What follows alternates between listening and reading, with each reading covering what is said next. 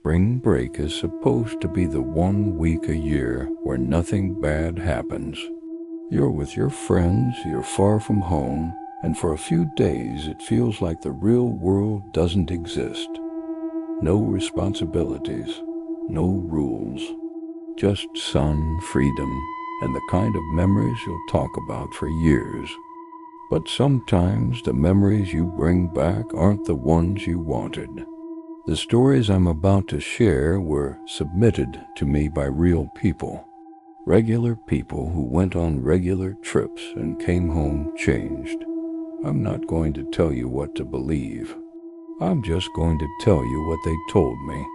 Make sure you're comfortable, and maybe keep the lights on. The first story comes from a woman named Kayla. She was 22 when this happened, a junior at the University of Tennessee. She and 3 of her friends drove down to Panama City Beach, Florida, for spring break. Standard trip. They'd rented a condo unit on the 4th floor of a complex right off the beach. The kind of place that's a little rundown, a little overpriced, but good enough for a week. They got there on a Saturday afternoon in late March. The first 2 days were exactly what you'd expect. Beach during the day, bars at night. The kind of exhausted happiness that comes from sun and salt water and not sleeping enough. Kyla says everything felt completely normal until the 3rd night. It started small. She woke up around 3 in the morning. She doesn't know why, she just did, and noticed that the sliding glass door to the balcony was open about 6 inches. Not wide open, just cracked. She assumed one of her friends had gone out for air and forgotten to close it. She got up, slid it shut, went back to sleep. The next morning she mentioned it to her friends. None of them had opened it. They laughed it off. Old building, warped track. The door probably just drifted open on its own. Kayla says she almost believed that. Almost. That evening they came back from the beach around 7 and ordered pizza. Kyla went to shower first. When she came out, her friend Brittany pulled her aside with this look on her face, somewhere between confused and uncomfortable, and said, "Did you see the guy on the balcony across from us?" Their condo faced another building maybe 40 feet away, with balconies lining both sides. Brittany said while Kayla was showering, she'd been standing near the window and noticed a man standing on the balcony directly across from theirs. Just standing there, not smoking, not on his phone, not looking at the view. Just standing with his arms at his sides, staring directly at their unit. Kayla looked out. The balcony was empty. They forgot about it, or tried to. 2 nights later, this is the part that still bothers Kyla. She woke up again around the same time. 3, maybe 3:15, and she heard something on their balcony. A slow, soft scraping sound. Like something being dragged across the concrete, very deliberately, very slowly. She lay completely still. Her heart was going fast. She tells me she kept waiting for it to stop, kept telling herself it was the wind or an animal, but the scraping kept going. Back and forth, methodical, like someone pacing. She finally turned her head toward the glass door. The curtains were half open. In the space between the curtain and the door frame, through the glass, she could see the balcony. There was a shadow there, a shape. It was tall, and it was standing right up against the glass. Kayla says she didn't scream. She says she made a sound she's never made before and never wants to make again. This short, involuntary noise that woke up her friend in the other bed. Her friend turned on the light. Kayla looked back at the door.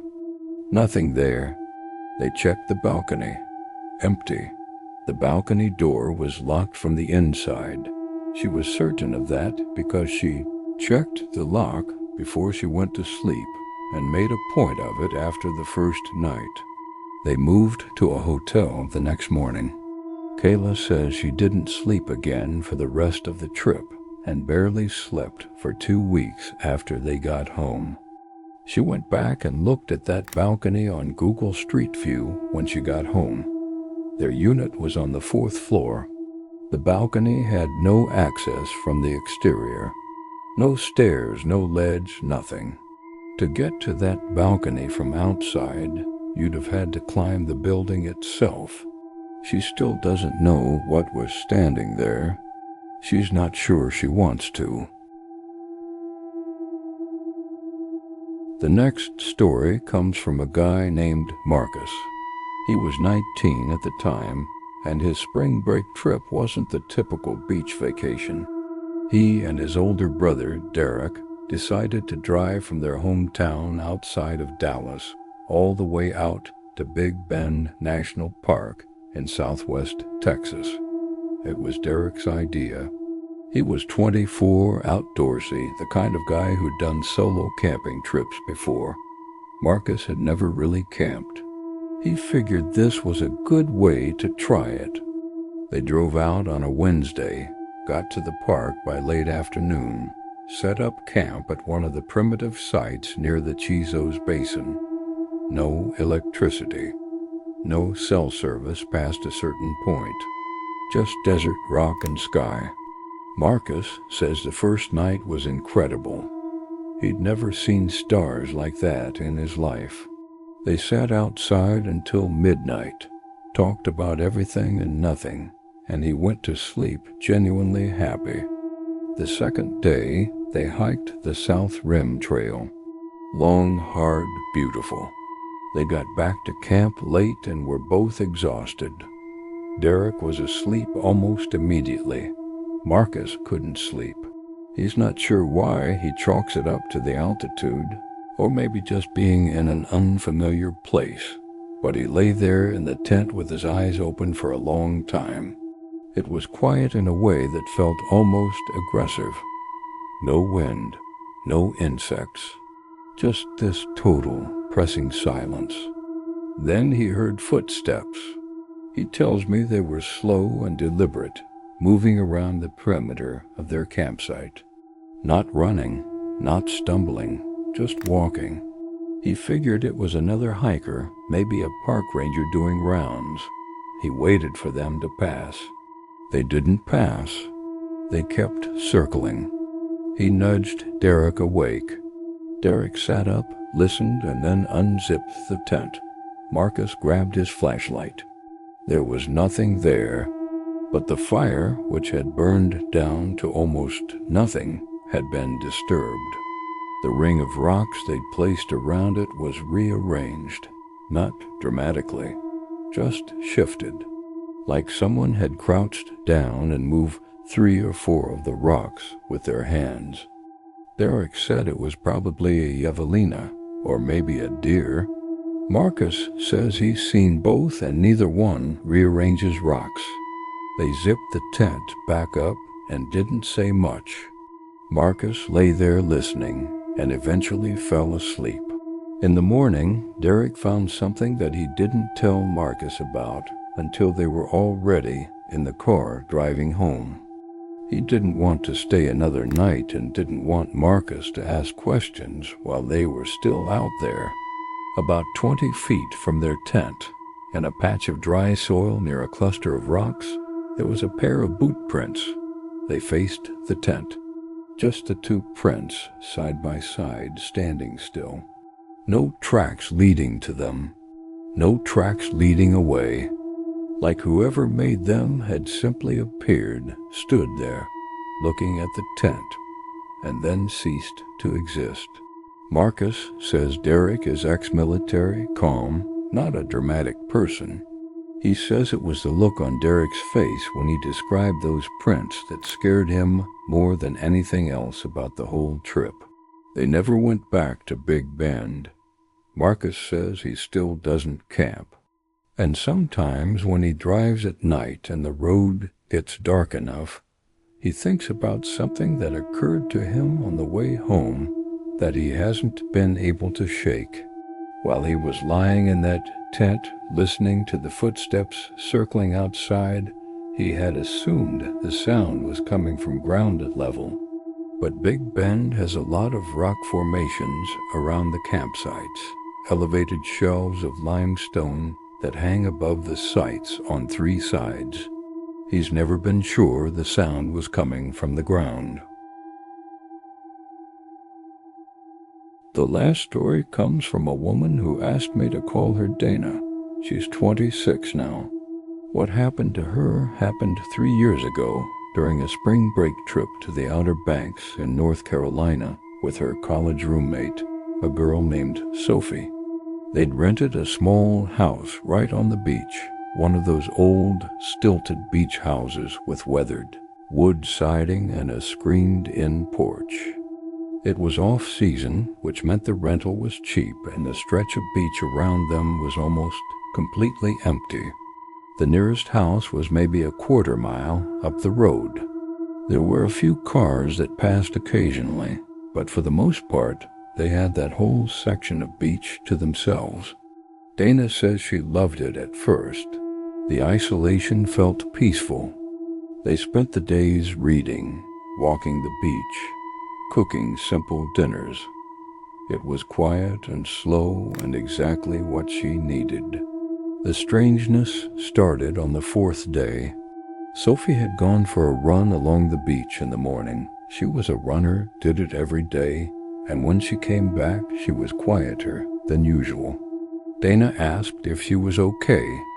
Sophie said she was fine, just tired. But she didn't go back out for the rest of the day. When Dana suggested walking down to the water after dinner, Sophie made an excuse. Dana let it go. That night, Dana was sitting on the porch just after dark when she saw a light moving on the beach. Slow, steady, heading north along the waterline. She assumed it was another jogger with a headlamp. She watched it move for a minute, then went inside. The next morning, she found Sophie awake before her, sitting at the kitchen table with her phone in her hand, not doing anything with it, just holding it. Dana asked if she'd slept. Sophie said, "Did you go outside last night?" Dana said no. Sophie looked at her for a second, then looked back down at her phone. She said she'd woken up around midnight and looked out the bedroom window toward the beach. She'd seen someone standing below the house, just standing in the sand, looking up. Dana asked her what they looked like. Sophie said, "I couldn't really see. I just know they were looking up. They tried to brush it off." Drunk beachcomber. Someone from one of the distant rentals taking a late walk. They told each other these things out loud and neither of them fully believed it. Dana spent most of the 5th day trying to talk herself down from the unease that had settled into the house. She went for a walk alone in the afternoon, heading south along the beach. The sand was wide and flat, and she could see a long way in both directions. At some point she stopped and looked back toward the house. There was a car parked on the road in front of their rental, just sitting there. She could see it clearly. Dark-colored, older model, no one getting in or out, just parked. She turned around and walked back. By the time she got there, the car was gone. She didn't tell Sophie about it. But that evening, around 9 o'clock, Sophie knocked on Dana's bedroom door and asked if she could sleep in the same room. She didn't explain why. Dana said yes without asking. They pushed the 2 beds together and kept the light on until they fell asleep. In the morning, they packed up and left a day early. They drove 6 hours home, mostly in silence. Dana says they talked around it for weeks afterward, and eventually kind of just stopped bringing it up at all. She and Sophie don't really keep in touch anymore, and she's honestly not sure if that's related or not. But the thing Dana keeps coming back to, the thing she mentioned almost as an afterthought at the end of her message to me, like she'd been building up the courage to say it, is something she noticed when they were loading the car that last morning. The sand around the base of the stilts under the house. There were footprints in it, a set of them coming from the beach side, stopping directly beneath the bedroom window, and then stopping. No return steps. Like whoever made them had walked to that spot and simply never walked away. Dana says she took a photo, but the photo is blurry, she says. The way phone photos sometimes are when your hands are shaking.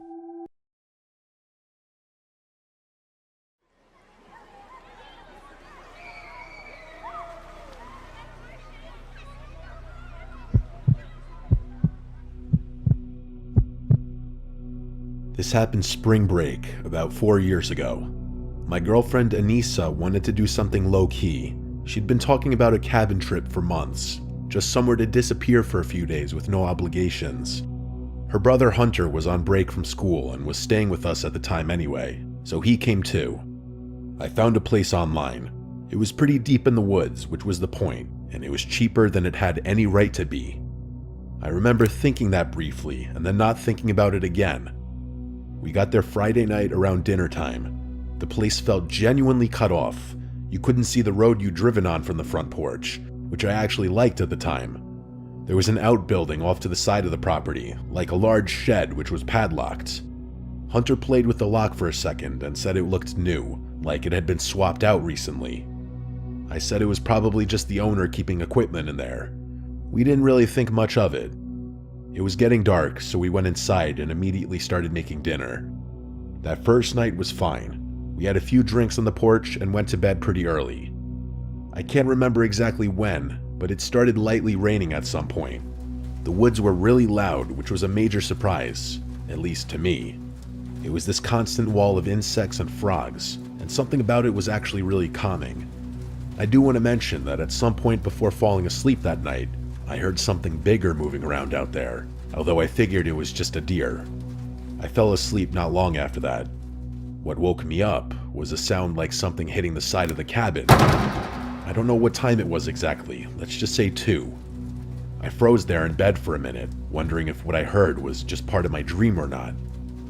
Right when I was about to try falling back asleep, I heard another thump which sounded identical to the first one. I rolled over to see if Anissa was awake, but she wasn't.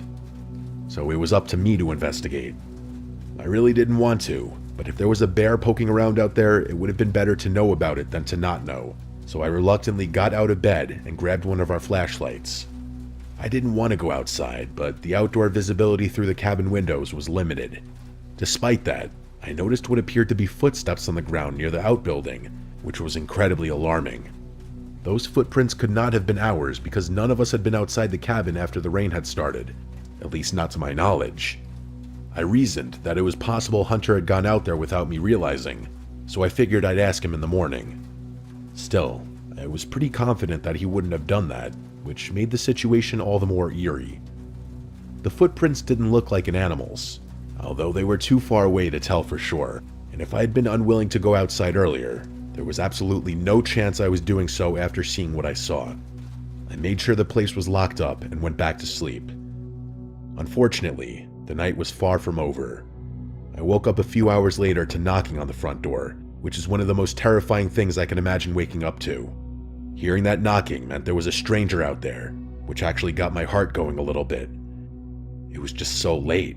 I couldn't think of a good reason why someone would be knocking on a cabin door in the middle of nowhere at 4 a.m.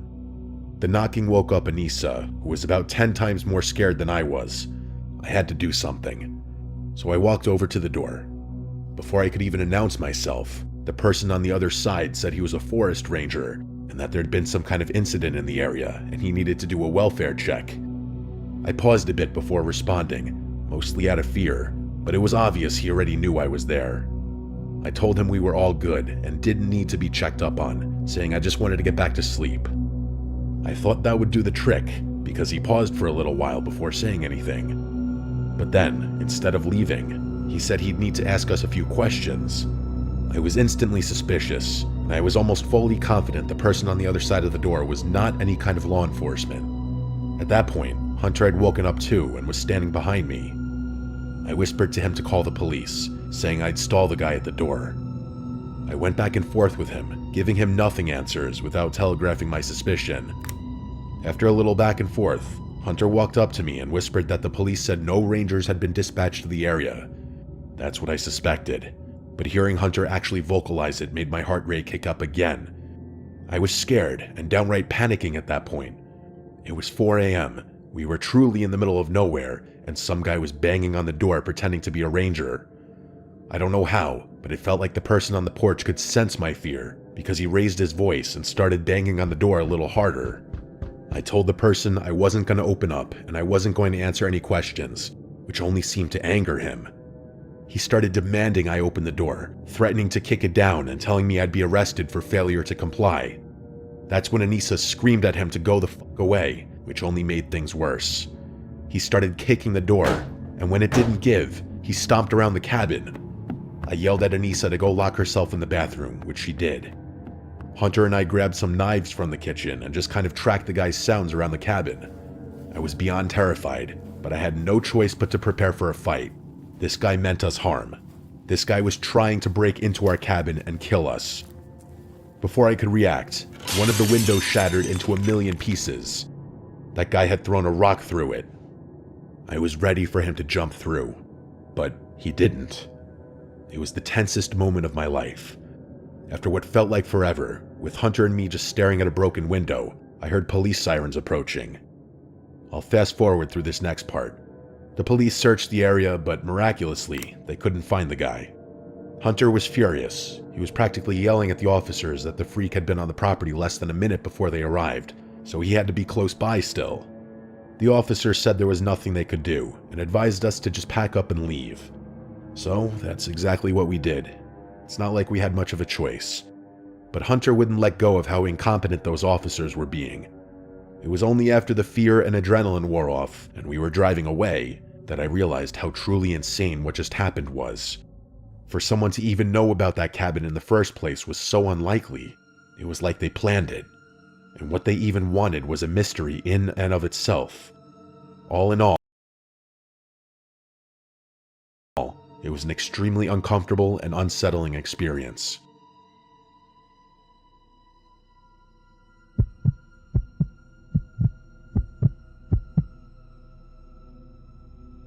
This happened back in 2016 when I was a senior in college.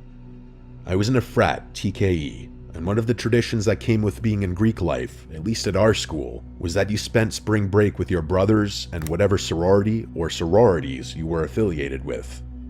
The groups were typically huge, usually 30 or 40 people, and everyone packed into the same rental or resort for the whole week. I won't say it was the most wholesome experience you could have in your early 20s, but I also won't pretend I didn't have a ridiculous amount of fun doing it. That particular year, the plan was Acapulco. I don't remember whose idea it was originally, but within a few weeks, we had something like 40 people booked at this resort on the Pacific coast. The main character in this story isn't actually me. It's my buddy Sahil. I'm gonna try putting this as nicely as possible. He was the kind of person who, no matter what situation you put him in, was gonna find a way to make it louder and more complicated than it needed to be. I say that with total affection, because Sahil was genuinely one of the best people I knew in college. He just had absolutely zero self-preservation instincts and no impulse control, which was especially problematic because he was incredibly impulsive. We were maybe 3 or 4 days into the trip when a group of us decided to go to the local clubs. It was a great time, right up until Sahil, true to form, started scanning the room looking for someone who could get him something. Let's just say, stronger than whatever was in his glass. I'm not going to bother spelling things out, but it shouldn't be too hard to connect the dots here. It was a terrible idea. We were in a foreign country in a city with a reputation that wasn't exactly clean. Plus, nobody in our group spoke any Spanish. I told him to drop it. A couple of the other guys said the same thing, and Sahil said he would. but I knew he wouldn't. I had been through his shit too many times. We kept an eye on him for a while, but the place was genuinely enormous, and after a while, we kind of stopped tracking where he was. He was a grown-ass man. I wasn't about to waste my night babysitting him. I figured he was somewhere in the crowd. Sahil disappearing into a crowd was not unusual. I went about my night with my other friends, and it was a great time. Sahil never turned up though, which I found stranger and stranger the later it got. I don't remember what triggered it, but one second we were all drinking and partying, having a good time, and the next, we were all frantically trying to contact Sahil. He wasn't answering anyone's text messages, and when we called his phone, it went straight to voicemail, meaning it was dead. That wasn't good. Sahil may have been a crazy dude, but he was an organizational freak. He wouldn't just let his phone die like that. After a little while longer, we made the call to leave. Odds were he was back at the resort, and we'd find him passed out in his bed. The sidewalk outside was a mess of people trying to get cabs all at once, so a few of us walked about a block and a half before pulling out phones to call a driver. It was probably around 1 in the morning, so we're just standing there waiting on a driver, when who do we see but Sahil, stumbling towards us out of the darkness. We ran up to him, and it was immediately obvious that something seriously bad happened. He was a complete wreck. His shirt was torn almost fully off, and his face was completely swollen, not to mention the fact that he was limping. We got him into the car and back to the resort. A couple guys kept asking him what happened, and he kept saying he'd explain later. It wasn't until we were back in one of the rooms that he finally started talking. Here's what he told us. He found a guy near the bar, the short Mexican guy who didn't speak much English. He had a friend with him who was supposedly doing the translating. Sahil made it clear what he was looking for, and the guy understood. Sahil told us he was reluctant right away because something felt off about the translator specifically, but he couldn't put his finger on what. Then the short guy pulled out a small sample and offered it to him right there, and Sahil tried it. He said it was good, and that's kind of where his judgment evaporated.